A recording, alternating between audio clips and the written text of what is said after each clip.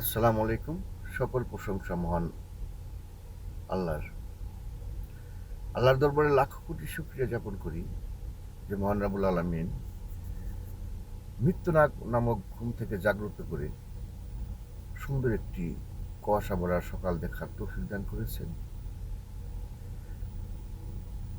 এবং তার সর্বশ্রেষ্ঠ নিয়ামত সুস্থতার সহিত সবাইকেই যার যার কর্মস্থলে যাওয়ার তৌফিক দান করেছেন। কারণ আমরা মানুষ দুনিয়ার যতদিন আছে এবং যতদিনই আল্লাহ সুস্থ রাখবেন আমাদের কর্ম করে খেতে হবে।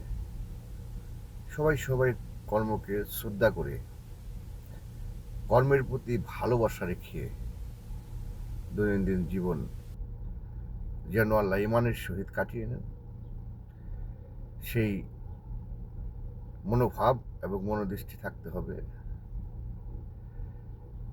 হিংসাকে পরিহার করতে হবে। মানুষের প্রতি মানুষের ভালোবাসার যে একটা বাঁধন ইদানিং জগতে নাই বললেই চলে। কারণ যখনই দেখি, কালকে নিউজ দেখলাম, মনের ভিতর অনেক রক্তক্ষরণ হলো। একটা রিস্কাওয়ালা রিস্কার ভিতরে লাকড়ি নিয়ে যাচ্ছে,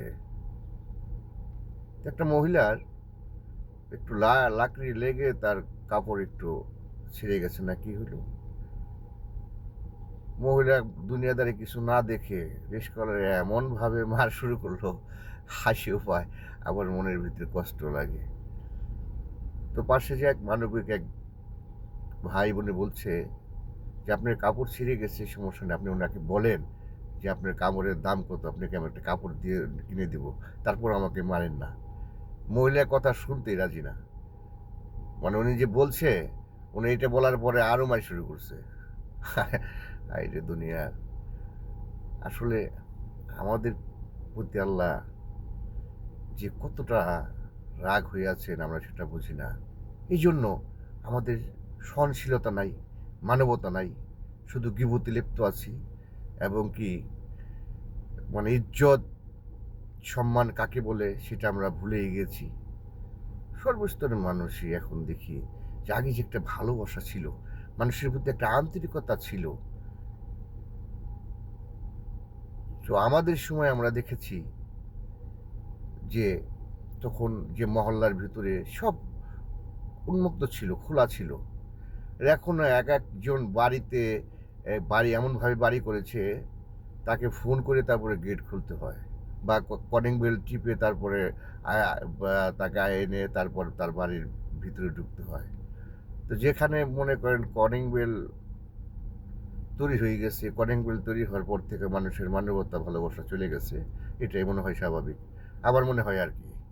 তো যাই হোক, আল্লাহ যেন সবাইকে হেদায়েত দান করে এবং সবার প্রতি সবার সহনশীলতা ও ভালোবাসা তৈরি করে দেয় এবং আল্লাহর প্রতি আনুগত্য এবং আমাদের যে একদিন চলে যেতে হবে সেটা যেন আমরা স্মরণ করি এবং স্মরণ থাকে। কারণ মৃত্যু নামক যে আমাদের সবাইকে মৃত্যু বরণ করতে হবে, তো এটা মনে হয় আমরা ভুলেই গেছি। তা না হলে মানে দেশের মানুষ এমন অনাকাঙ্ক্ষিত অরাজকতা এবং বিশৃঙ্খলা করতে পারতো না, আমার মনে হয় না।